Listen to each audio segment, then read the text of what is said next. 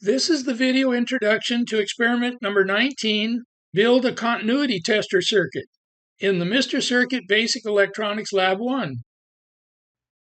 This continuity tester can be used to test fuses, incandescent bulbs, wiring, etc.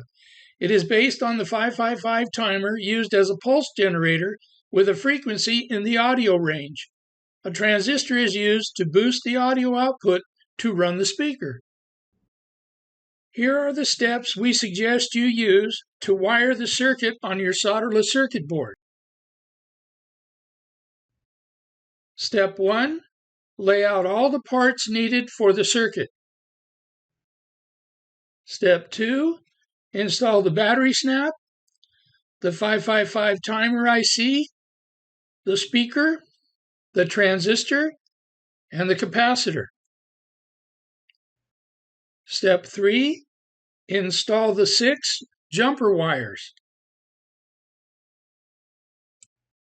Step 4. Install the 4 resistors. Step 5. Install the 2 test probe wires. Now that you have installed all the parts, touch the battery to the snap. Nothing should happen. With the battery connected, touch the test probe wires together, and you should hear a tone from the speaker. If you don't, recheck your wiring.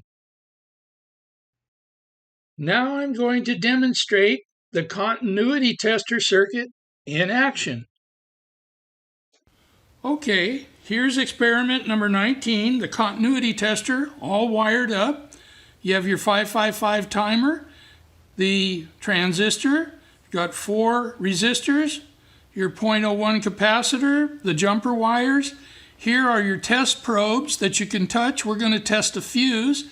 Here's the speaker and the battery. So this is all wired up very carefully following the pictorial. Let's touch the fuse and see if it's any good. All right, if we touch the 2 ends, yep, it's a good fuse.